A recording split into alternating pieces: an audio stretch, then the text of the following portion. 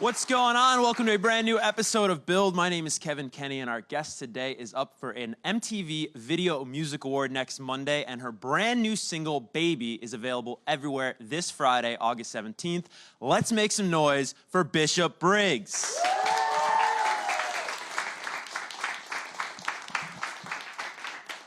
Thank you. Thank you so much. You're so relaxed right now. You're already leaning back. Yeah. Well, if you've ever been to one of Bishop's shows, which it looks like by the looks of the merch in attendance here today, some great stuff on display. It's almost like an obstacle course on stage, except there's no obstacles. You're just running around like crazy getting a workout in. Well, I definitely feel as though like mentally I black out. You know, the minute I go on stage, I just think about how much the songs mean to me. And then before I know it, I am like on one end of the stage for whatever reason. Yeah, I love that.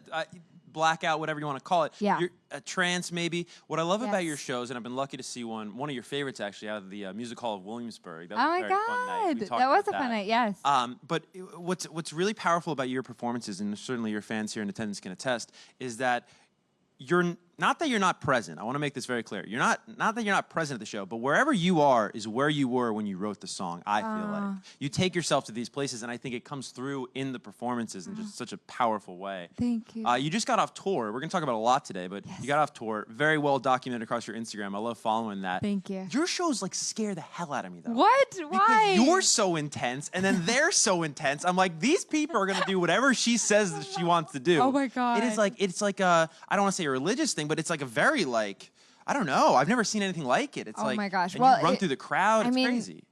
First of all, the show that you're talking about where I ran through the crowd, that was an insane night. That was so much fun. But yeah, I mean, some of these places, you know, I have opened, it feels like for so many different artists. And, you know, when you see the main artist, you're like, well, is it that great? You know, like, because you're the opener, you know, and you're just like at the side, like, you know, wondering, is it that great? And then when you have the opportunity to be the headliner, you're like, it is that great. And it is so fun. So you basically like, kind of, for me at least, I go into like a dream sequence and I'm like, what would a dream show look like? And for me, my favorite shows have been when I've seen the artist go to a different place that I feel like I haven't seen, but also go to a place that I feel as though I'm in as well. And I hope that when people come to the shows, it's like they feel kind of like a experience where they are looking internally and either having one or two of things.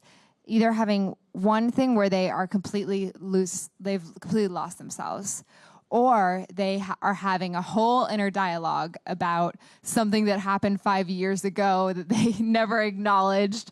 And because it's funny you say that, because that is the same for me. You know, like I go back to where was I when I wrote it? What was it about? And so I hope that people feel that from the shows. Definitely. Now, this is your first time on Build, correct? Yes. So what's great about Build, if you didn't already know, is they gave us a little bit extra time here. It's a longer interview than a typical, let's say, press stop. Yeah. So I'd love to dive into your story really quick because it's such a fascinating story. You're an artist to me, like, in a couple years, 10 years, 15 years, you're going to have to write a book because the story is just incredible. You're born in Scotland.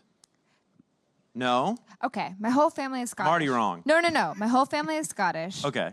But I was born in London. Okay. But my whole family is Scottish, so it's like it's a confusing one. But continue. Okay. And then is it the home county or the hometown that actually bears the same name, Bishop Briggs? Yes. My hometown, as in where my Auntie Anne-Marie lives, that type of thing, is in this place called Bishop Briggs. Right on. Now you had to go with a stage name. I love this story. I think it's very funny. Because your given name is actually also a famous singer. Yes, my given name is Sarah McLachlan. So, like, you guys, I have to tell you, I recently ordered a Postmate, you know, very rare. I don't know how that happened. I didn't order Indian for the 4th time that week. But anyways, I ordered it, and the guy came to the door, and he said, I thought you were the Sarah McLachlan. I was so excited. And I just was like, oh, I'm sorry to disappoint you. And he was like, no, it's okay. He was like, it's fine. And he was genuinely disappointed. And for some reason, my gut instinct, I wanted to be like, you know, I'm a singer too. Like, for some reason, you want to be like, no, like, well, I sing as well. Like, you go, but I didn't at all. I was like, sorry to disappoint. And then I ran in and I ate my feelings. There you go. Yeah. You should have tipped him with a Church of Scars CD. Yes, I should have. Hey, yes. check out Bishop Briggs. She's pretty good. Yeah, exactly. I mean, Really for some reason, I feel like I tipped more because I felt terrible that I disappointed him. Yes, I recall giving like at least, something like 15%. I'm not the sad animal lady. Yeah, exactly. But she's so much more than that. Oh, of course. Okay. I say that in jest. Yes. Sarah, if you're watching, Let's make I was that a big clear. Lilith Fair fan back in the Yes. day. We love you, Sarah. You Yes. did a lot Okay. other than the dog. Whew. Okay.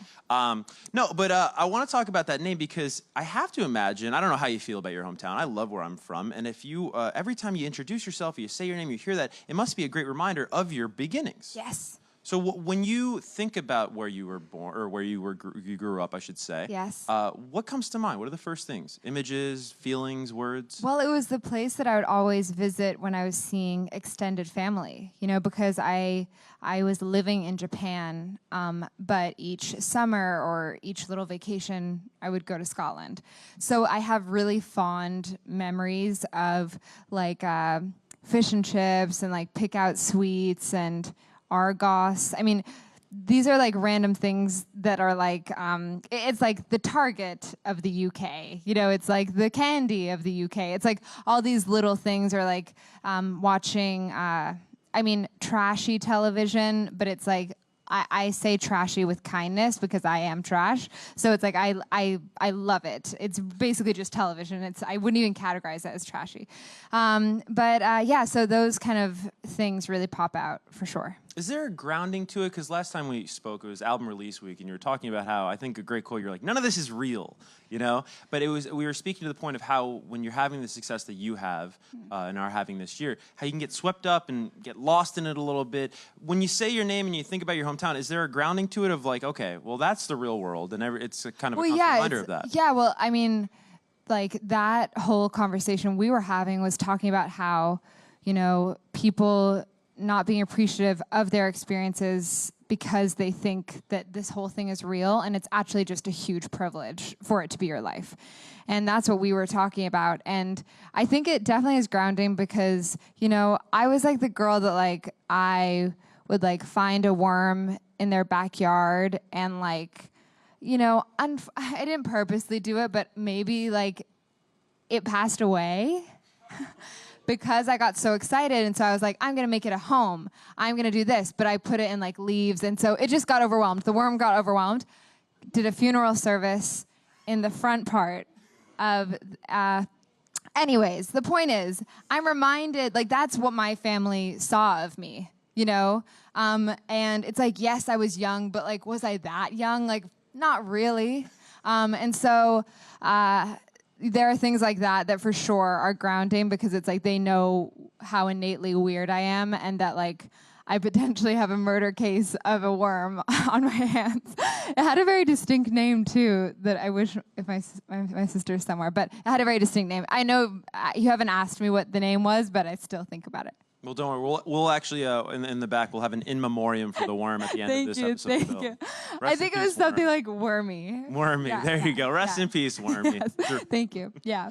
The legacy lives on. Yes. You know what cracked me up to learn about you is, for somebody whose debut album, Church of Scars, which of course is not a reference to a church per se, but you started writing music, or the first music you ever did write happened after Sunday school. You get real frustrated. You weren't a big fan of Sunday school, and then you start putting pen to paper. Yes. I actually really respect authority when it is properly executed, of course. But like as in I was a fan of school. Like I had a good school where teachers really asked the students questions and provoked them to ask more. And it wasn't about teaching one thing. It was about looking into everything. But I feel like I got put in that school because my parents were making up for the Sunday school experience. No, I don't know. It never really felt 100% right or good to me, basically. Yeah. And I just think at a young age, I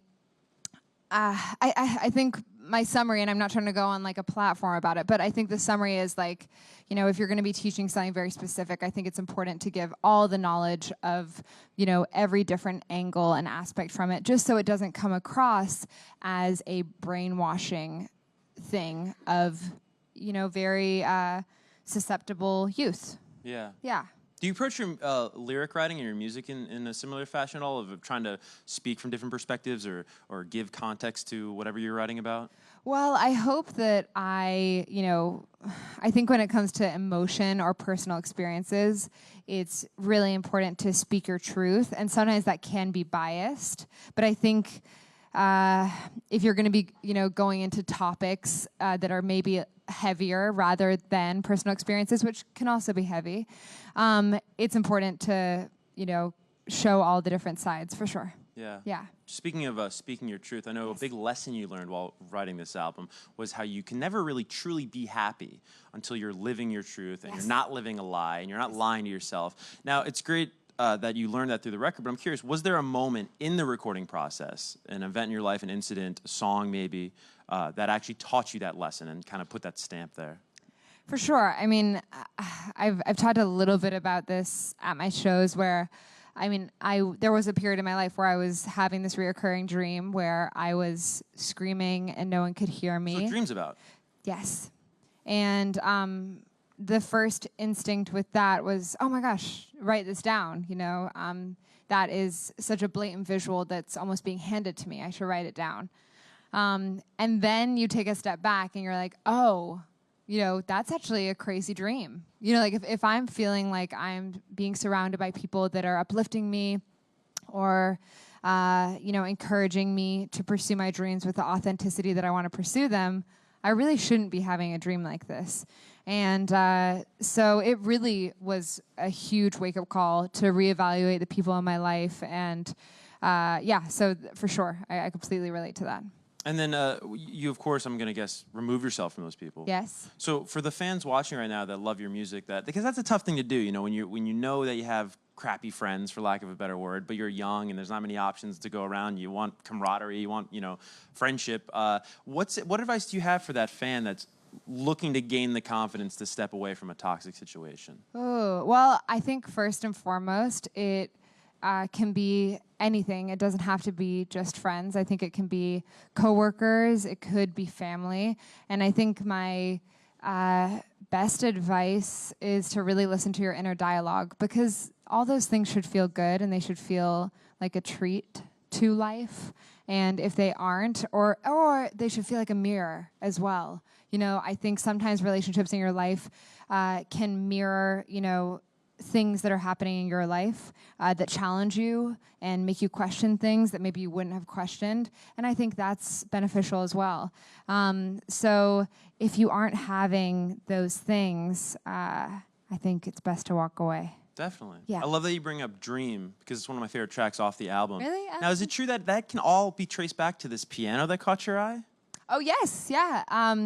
It was, as you do, it was Dan Wilson's studio, crazy. And there was this vintage piano in the corner that I was just like, this is so beautiful. And it was one of those ones that you have to step on the ground to make it, just like kick. And then it starts working. And I think the ghosts or the spirits from it did something. Definitely. Yes. And this is in his house, because he records at his house, right? Yes. Yeah. Yes. Such a, his life. Yeah. You're just like, oh, it's so beautiful. It's amazing. Yes. But I love that you recognize the energy and the spirits of a place. I know many people, we had a guest on the show not too long ago that was playing the Apollo, and it was her second time playing the Apollo, and she was talking about the spirits in a venue like that. But that's important to channel stuff like that into music, no? Yes, I for sure. There is something with creativity that is about, it feels as though a lot of it is about magic.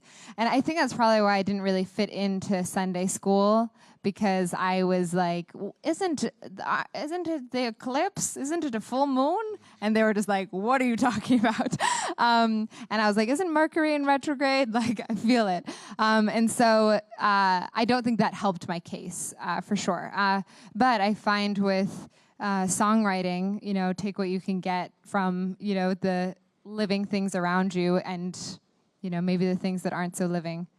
Maybe I was going to bring in Wormy, but I'm not going to. But maybe Wormy. I don't want to say I sense his presence. I don't want to say I sense the worm's presence that we mentioned earlier. I know you guys are still thinking about it. I am too. But I sense Wormy, in this interview for sure. That's great. Yes. Hey, Wormy. Yes. Oh my People God. actually make like Instagram accounts for their pets and stuff like that? You may need to make like a Wormy Instagram account. I have a photo. If I find it, I will post it today. But I have a photo of me with Wormy in the living room. I was holding, I don't think I was holding it in the best way, but I was holding it like this, smiling, and my sister is sitting beside me like this, like doing that Who took face. this picture? I think it was my Aunt Amory. And then my mom is in it smiling.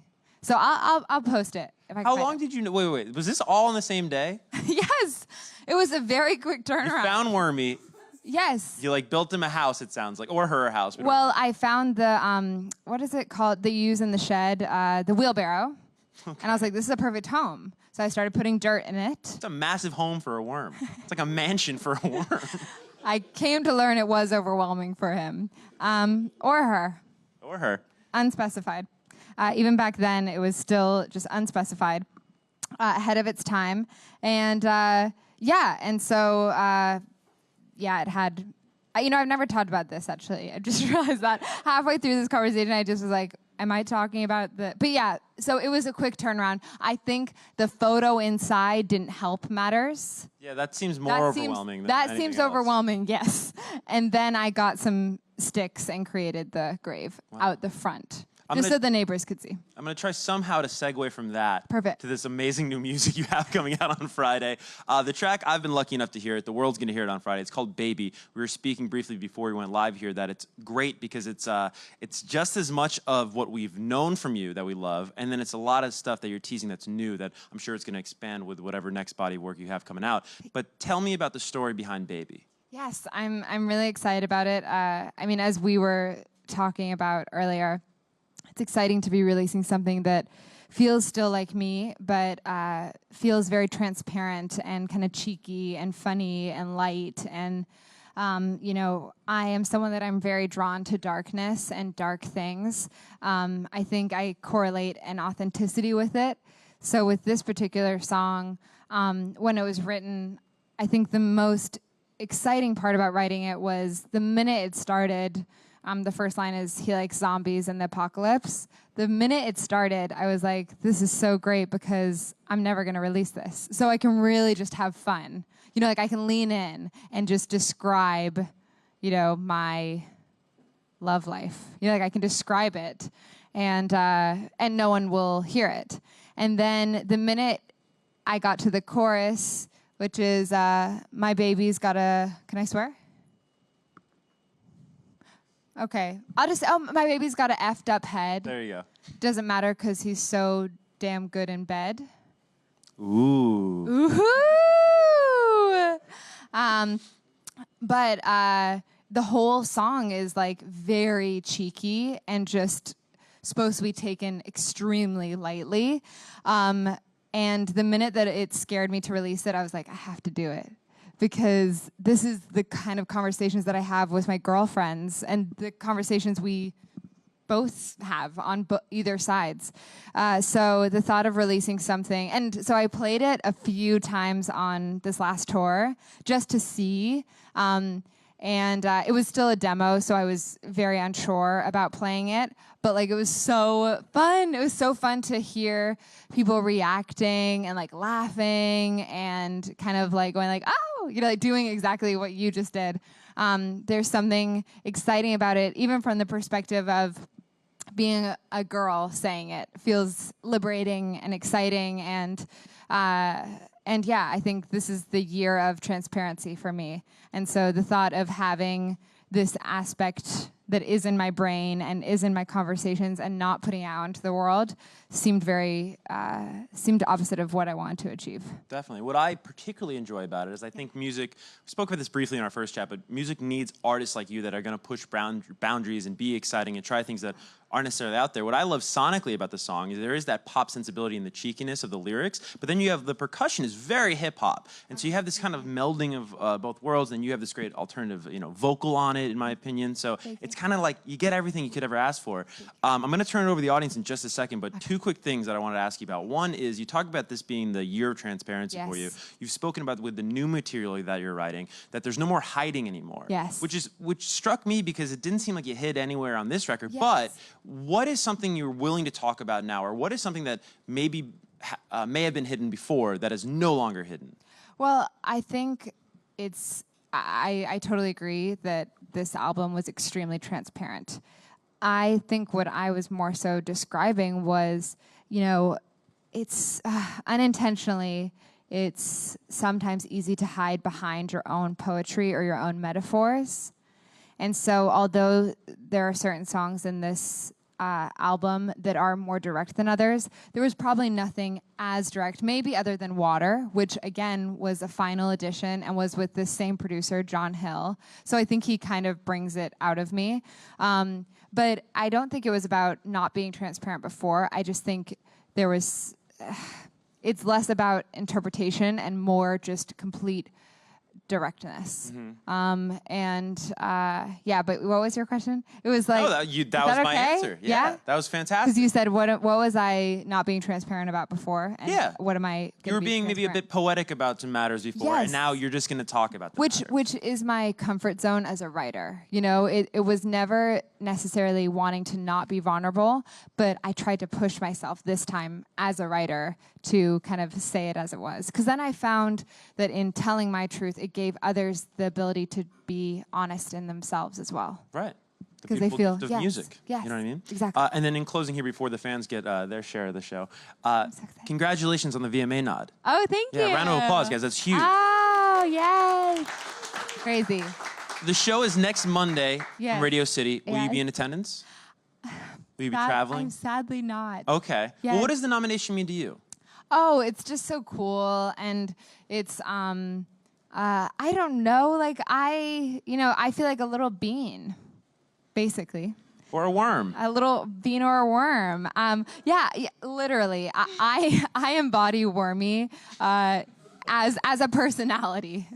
I'm gonna keep on bringing it up, but I seriously think that. So it's just it happening is just so surreal that there's almost a disconnect. But I just feel so appreciative of the nomination and just in having my name in the company of other artists that I really respect what they've been doing the past couple of years. It's really exciting and just very cool. Well, congratulations. Thank you. And is there the single comes out Friday? Yes. Is there a larger body of work? I literally just like knocked my tooth on the mic. There is more music to come. Yes. All right, I like that. Yes. I like that. All right, let's turn it over to the fans. Our first question will come from right over here. Hi. Hi, how are you? Good. How you doing? I'm so good. I was I just feel like I've seen you in a meet and greet. Yes. Have I? Philly. In Philly. Yes, Union in Philly. Transfer. Yes. Yeah. Oh my gosh, so good to see you. You too. So how did you determine which songs went on Church of Scars? Ooh, it was tough. I mean, the final song that got added was Water. And that was written a month before the album actually came out. So just to give an idea of like the last minuteness of certain songs. But then there were songs on there like River and Wild Horses that I felt like had to be on there. Because they're the reason that I could even make the album, But it was very hard to pick. I think in some ways there was songs that I had played live that I felt like I had a soft spot for. And then there was those other parts of it where I was just being my own biggest critic and being tough on myself. So it definitely was an intense process. But I think they say with album 2 that I've heard they say it's more challenging, but at least with the first album, a lot of it, I didn't realize I was writing an album.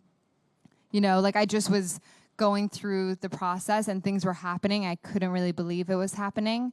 And then all of a sudden it was, a body of work that I could solidify and be excited about. Yeah, great question, great answer. Thank you. All right, we got time for a few more. Let's get to the next one, which will come from back here. Hi. Hi. First of all, you're really pretty. Oh my God, what? Thank you. You're welcome. Second You are too. question, or my actual question, how do you stay grounded? Because I know a lot of artists, they come off really humble in the beginning, and then once they reach stardom, it's like they develop this like diva-esque attitude. Well, I think, first of all, great question. What was your name? Gorgeous. Joking, Craig. Oh my gosh, gorgeous. Great name. Gorgeous Greg. That's amazing. Okay. I think a lot of it has to do with what are people's intentions when they first enter into music. And I think some people, their intention is fame and money, which is so ironic to me because for so many years you don't make any money.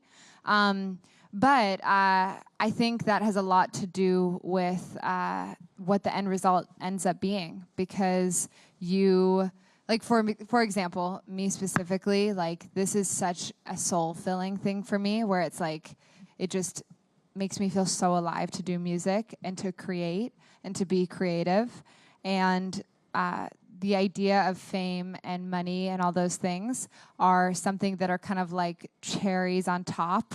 But I think when your entire goal is that, it leaves you feeling empty and affects your longevity as an artist. And therefore comes across as so negative and so like you're up in the air and you're not grounded and all this stuff. But I think it's actually coming from a place of deep sadness, because, you know, your reason for beginning this entire journey ended up being something very different. If that answers. No, that's a great question. And actually, something I meant to talk to you about, your gratefulness is like world-renowned in the industry. You know your buddies Cold War Kids? Oh, I love that. They're playing Brooklyn, and I'm actually going to be with them. Oh. And they were just talking about how when you guys collabed, how grateful you were. Oh. And it was like their press stop. It was like their interview, and they spent about 5 minutes just speaking your praises, but really stressing one of the most grateful artists they've ever worked with. What? Yeah. Really? That's Yeah. so sweet. But I also think they don't realize who they are. Yeah. You know those people? You're like, yeah, like you're in shock because you don't realize how amazing you are. Yeah, but I mean, that whole thing is so surreal. I don't think I can thank them enough for, and I also want to thank Twitter, because someone suggested that we collab, and he simultaneously heard me on the radio. So, and I like got messaged on Twitter. Yeah. So there are a few things that That I is owe pretty to cool. Twitter. Lots of things happen on Twitter. And I hear a lot of things happen on Twitter. Within the K-Rock Intercom family. Yes. All right, we got time for one more question. It'll come from right over here. Hi. Oh my gosh, love your shirt. Thank you so much. Oh my gosh. So you've worked with a few artists like Dan Reynolds and the Cold War Kids, and I wanted to know if there's anyone else that you were like really just like dying to work with. Or have worked with. True. Coming up. And what was your name? Caitlin. Caitlin. Okay. I mean, my first thought is just Tyler from 21 Pilots. But I don't know if they do, I feel like they don't do collabs. But like, I'm just going to forever say it. I just, like, even if I was just a fly on the wall, because, I mean, he is someone, he writes on his own completely. So the thought of, literally, it's not even about like collaborating. It's like the thought of being a fly on the wall and just kind of watching how he writes, you know, even if it was like him in a room just like scribbling on a piece of paper, I'd be like, wow, I learned so much. I would feel like I'd learned so much. But I've been really lucky with the collaborations that I've had. But that would probably be one that is at the top of my list for sure. Thank you. Good question. Tyler, if you're watching right now, Thank you. still time to add her to Trench. Wow, All right, yes. October 5th, still a little whiles away. Yes. I would be down for that. That'd be amazing That would be collaboration. amazing. That would be amazing. That'd be really cool. And they're very sweet too. And the music, have you heard the music? Oh my God. Amazing, yeah. Yes. All right, well, music video. There's a lot of questions I have. Yes. A lot of symbolism, right? I'm waiting for them to turn all those music videos into like an HBO series. Yes. You know what I mean? Yes. All right, Thank well, you for the question, by the way. That's Caitlin. great. All right, well, thank you so much, Bishop, Thank for you. stopping by. A very exciting week for you. Again, congratulations on the nomination. That's going down Monday. The VMAs, you're up for that. And the big news is this Friday, August 17th, you'll finally be able to hear the highly anticipated new single, Baby. Oh, yeah. One final time, guys, for Bishop Briggs. Thank you.